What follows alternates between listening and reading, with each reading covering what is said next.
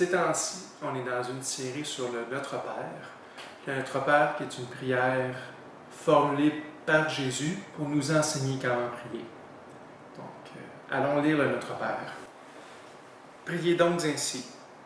Notre Père, toi qui es dans les cieux, que tu sois reconnu pour Dieu, que ton règne vienne, que ta volonté soit faite, et tout cela sur la terre comme au ciel. Donne-nous aujourd'hui le pain dont nous avons besoin. Pardonne-nous nos torts envers toi, comme nous pardonnons nous-mêmes les torts des autres envers nous. Garde-nous de céder à la tentation, et surtout, délivre-nous du diable. Car à toi appartiennent le règne et la puissance et la gloire à jamais. Donc, quand on s'approche de Dieu dans la prière, on doit être dans l'adoration, on doit être dans l'admiration de qui Dieu est, on doit être conscient ou bien prendre le temps de penser à quoi Dieu ressemble, mais aussi on doit prier en se demandant qu'est-ce que Dieu veut accomplir, c'est quoi qui est important pour Dieu. Et maintenant, on est dans la portion du Notre Père, au verset 11. Donne-nous aujourd'hui le pain dont nous avons besoin. Le fait qu'on demande à Dieu de nous donner notre pain quotidien, notre pain aujourd'hui,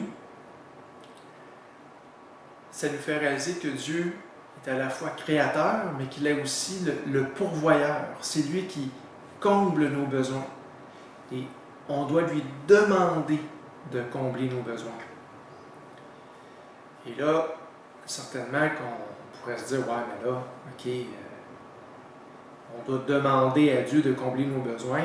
Le matin, c'est moi qui se lève, c'est moi qui va travailler, puis bon, à la fin de la journée, j'ai un salaire, puis c'est comme ça que je suis capable de vivre. Mais j'aimerais ça qu'on aille voir un passage de l'Écriture en Deutéronome 8, versets 17 à 18. Prends donc garde de ne pas te dire, c'est par mes propres forces et ma puissance que j'ai acquis toutes ces richesses. Souviens-toi au contraire que c'est l'Éternel ton Dieu qui te donne la force de parvenir à la prospérité et qu'il le fait aujourd'hui pour tenir envers toi les engagements qu'il a pris par serment en concluant alliance avec tes ancêtres. On est dans l'Ancien Testament, on est dans ce contexte de contrat, d'alliance entre Dieu et le peuple d'Israël.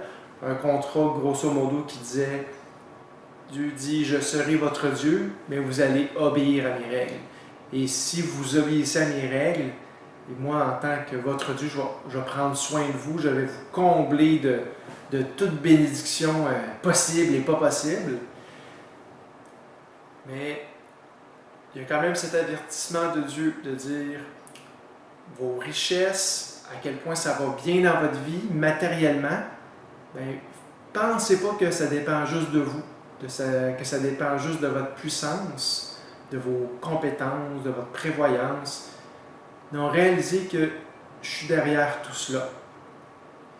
Et la provision de Dieu, ça ne signifie pas que on doit passer nos journées dans notre salon à écouter la télévision puis à se dire « Ah ben là, ok, Dieu va pourvoir. Hein? » Non, dans Deutéronome, Dieu le dit, la provision de Dieu, c'est aussi de mettre des opportunités devant nous, de nous donner cette force d'accomplir notre travail à tous les jours. Donc, nous sommes dans une relation de dépendance envers Dieu. Hein, c'est pas juste quand on est mal pris qu'on demande à Dieu de nous donner notre pain. Non, c'est à tous les jours qu'on est supposé dire à Dieu, Dieu, j'en ai besoin, donne-moi mon pain. Donne-moi ce que j'ai besoin. Et dans cette relation de dépendance, on doit réaliser que tout ce qu'on a, nos compétences, nos revenus, nos positions, tout ça, ça vient de Dieu.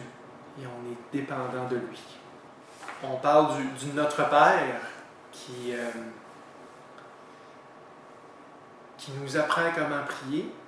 Et pour cette première section Donne-nous, ce que j'aimerais qu'on retienne pour notre propre vie de prière, c'est justement cette dépendance. Quand on s'approche de Dieu dans la prière, on doit avoir cet état d'esprit qu'on est dépendant de Dieu.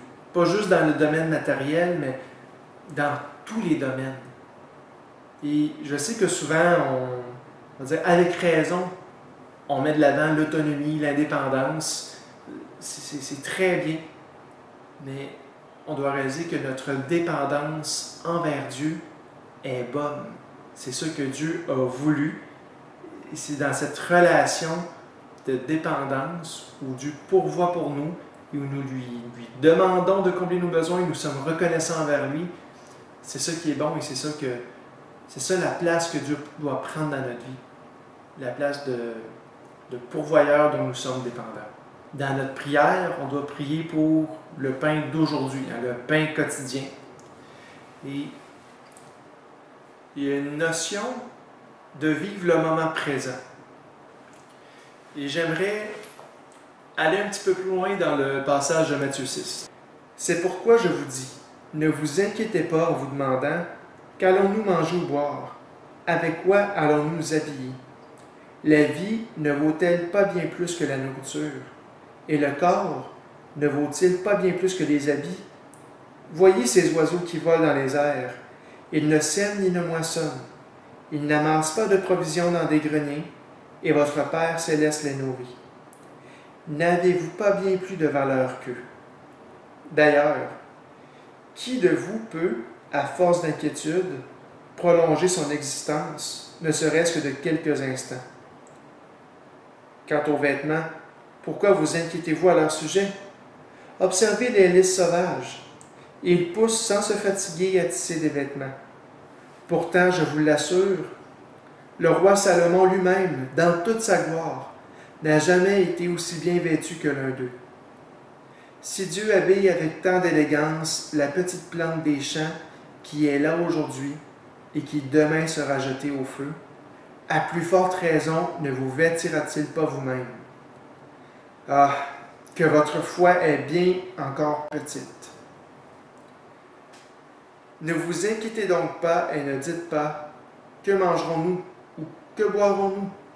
Avec quoi nous habillerons-nous?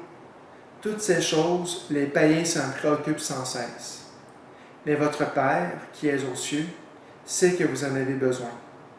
Faites donc du règne de Dieu et de ce qui est juste à ses yeux votre préoccupation première, et toutes ces choses vous seront données en plus.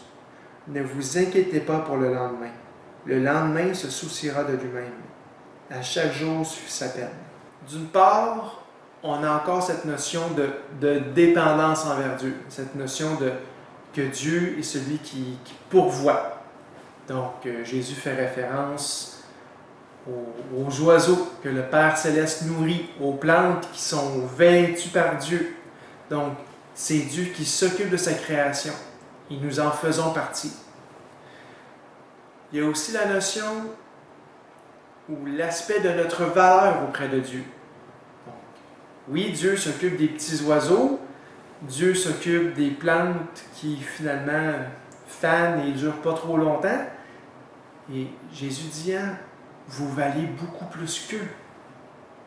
Nous, les êtres humains, nous sommes les créatures qui ont été faits à l'image de Dieu. Donc, nous sommes uniques dans toute la création. Il y a seulement nous qui avons été faits à l'image de Dieu. Et dans le texte biblique, on voit que Dieu a donné son Fils unique pour nous, par amour pour nous. Donc, nous avons une valeur incroyable aux yeux de Dieu, beaucoup plus que des oiseaux ou des plantes qui fanent très vite. Ensuite, Jésus pousse la réflexion un peu plus loin. Il ne fait pas juste dire « Ok, bon, Dieu va s'occuper de vous, vous avez de la valeur ». Il dit aussi « Vous devez arrêter de vous inquiéter. » Parce que vous vous inquiétez beaucoup de ce que vous allez manger, de quoi, quels vêtements vous allez mettre. Et bon, je vais dire une vérité bien évidente, mais on s'inquiète du futur. En général, si on a un problème dans le présent, bien, on ne s'inquiète pas, on essaie de le régler, on travaille à ça. Alors qu'une inquiétude, c'est on essaie d'être prévoyant, on essaie de se dire, OK, c'est quoi qui pourrait mal fonctionner? Et là, On essaie de se faire des plans de contingence, de régler nos problèmes d'avance. Hein? Tout ça pour s'assurer une sécurité, un confort, un bien-être pour nous, pour notre famille, mais on est dans le futur. Et là, Jésus dit, regardez, c'est Dieu qui pourvoit, on a une très grande valeur. Et là, étant donné que vous vous inquiétez, ben, ça vous empêche de penser aux choses les plus importantes. Parce que tout le temps qu'on met à réfléchir à ce qui pourrait mal aller, ensuite à se faire des plans pour régler ces problèmes-là, ben, tout ça, à la longue, ça devient lourd, ça devient fatigant. Jésus dit, la vie vaut plus que la nourriture. Le corps vaut plus que les vêtements. La vie a plus de sens que de juste combler nos besoins de base comme d'être nourri, d'avoir un toit sur la tête, d'avoir des vêtements. La vie, c'est plus que ça. Et quand on est tellement occupé à essayer de régler ces problèmes-là, quand on est rongé par l'inquiétude, bien ça nous empêche justement de réfléchir à c'est quoi le sens plus profond de la vie. Et certainement que quand Dieu fait partie de notre vie, bien, ça vient ajouter une richesse à notre vie, ça donne plus de sens à tout ce que nous faisons. Et Jésus dit, ne vous inquiétez pas de ces choses-là. Dieu, il sait, il est au courant qu'on en a besoin. Il va s'occuper de nous. Maintenant, vous, votre travail à vous, c'est de réfléchir à comment vous faites partie du royaume de Dieu. Quelle place Dieu prend dans votre vie. Comment est-ce que Dieu peut vous transformer, mettre de la saveur dans votre vie, donner un sens nouveau à votre vie. Ça, c'est votre travail à vous. Arrêtez de vous inquiéter du futur. Dieu s'occupe de vous aujourd'hui. C'est difficile d'arrêter de s'inquiéter. Et lorsque Jésus dit, bon, arrêtez de vous inquiéter, vivez le moment présent d'une certaine manière,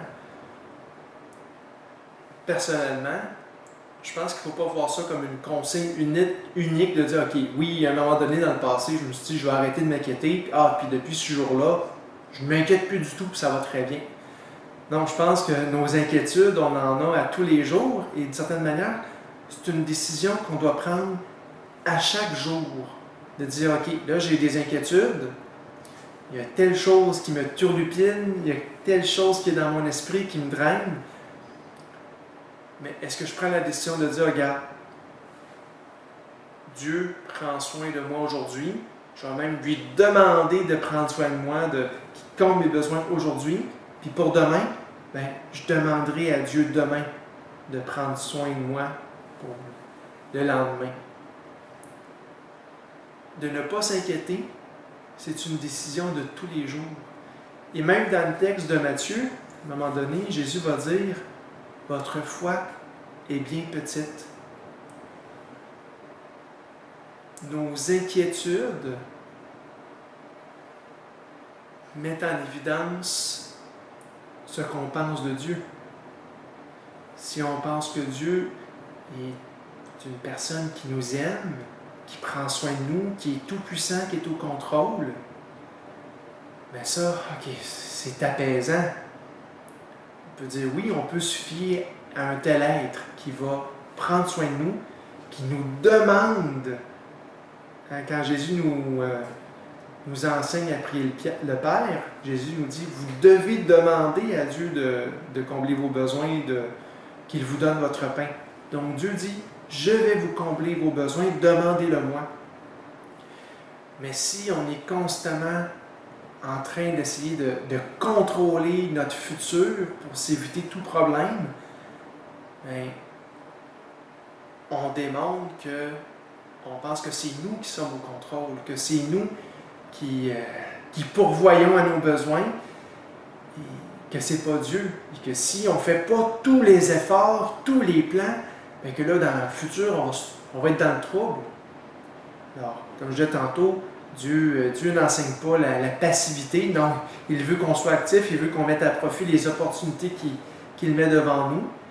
Mais dans notre cœur, je pense qu'on va vivre ça très différemment. Soit dire, oui, c'est Dieu qui pourvoit mes besoins, puis je suis dans sa main, puis il m'aime, puis il prend soin de moi, versus, là, il faut que je travaille fort, puis je suis tout seul dans le bateau pour répondre à mes besoins. Et certainement que une vie sans inquiétude, je pense que ça se développe justement au quotidien, à chaque jour, de prendre cette décision-là, de dire, je vais m'appuyer sur Dieu. Puis, Dieu va continuer de s'occuper aussi de moi demain. Pour la troisième section du verset 11, Jésus nous enseigne à demander le pain dont nous avons besoin. Et je vous disais, Dieu nous demande de lui demander des choses. Et c'est quand même légitime comme question de se dire, qu'est-ce qu'on peut demander à Dieu? Et Jésus dit, ok, c'est le pain dont nous avons besoin. La nourriture, c'est assez essentiel, c'est de base. Et j'aimerais ça aller voir un autre texte de la parole de Dieu pour un petit peu plus décrire c'est quoi qu'on peut demander à Dieu. Jacques 4, versets 1 à 3. D'où proviennent les conflits et les querelles entre vous? N'est-ce pas des désirs égoïstes qui combattent sans cesse en vous? Vous convoitez beaucoup de choses, mais vos désirs restent insatisfaits. Vous êtes meurtriers, vous vous consumez en jalousie, et vous ne pouvez rien obtenir. Vous bataillez et vous vous disputez. Vous n'avez pas ce que vous désirez parce que vous ne demandez pas à Dieu. Ou bien, quand vous demandez, vous ne recevez pas, car vous demandez avec de mauvais motifs. Vous voulez que l'objet de vos demandes serve à votre propre plaisir. Donc, Jacques revient avec cette même notion que pour recevoir, il faut demander. Donc, on est encore dans la même idée de notre Père de demander à Dieu. Mais il va parler aussi de quelles choses nous ne pouvons pas demander à Dieu. Bien, autrement dit, si on les demande, Dieu ne va pas exaucer ses prières. Il va dire non, je ne te donne pas ça. Et ce sont des requêtes qui sont basées sur les mauvais motifs, sur nos désirs égoïstes, notre recherche du plaisir, de nos propres plaisirs. Et donc, on voit que dans ce qu'on peut demander à Dieu, il y a une limite. Jésus nous enseigne à prier et à dire à son Père, donne-nous aujourd'hui le pain dont nous avons besoin. Tout ce que nous avons, la satisfaction de nos besoins, ça vient de Dieu. Et quand on regarde autour de nous, que ce soit dans notre ville, à travers le monde, on se rend compte qu'il y a certaines personnes qui ont beaucoup et certaines personnes qui ont peu. On a des gens qui vivent dans des pays très riches, il y a d'autres gens qui peuvent passer par des catastrophes naturelles, par la guerre, et tout perdre du jour au lendemain, après ça, à être réfugiés. Et dans tous ces groupes de gens, il y a certainement des croyants, des gens qui croient en Dieu et qui s'accrochent à lui pour leur subsistance. Et on peut se poser la question, pourquoi est-ce que Dieu agit ainsi? Pourquoi est-ce qu'il permet que des croyants aient un niveau de vie ou aient des ressources financières très différentes? Et pour l'instant, ma réflexion personnelle, c'est de dire que Dieu agit ainsi pour nous faire réaliser que l'aspect matériel de la vie est secondaire. Que la vie vaut plus que la nourriture et que le corps vaut plus que le vêtement. Qu'il y a quelque chose de plus grand que ça, quelque chose de plus important. Et que même si l'argent ou le confort est distribué de manière inégale entre nous, et que l'amour de Dieu, sa fidélité, sa tendresse envers nous, ça tout le monde en a égal. Tout le monde en a une grande quantité. à quel point la grâce de Dieu est grande envers nous. Et ça, cette grâce-là, il l'offre à tout le monde en quantité illimitée. C'est son amour, c'est le royaume de Dieu. C'est ça qui doit prendre la première place.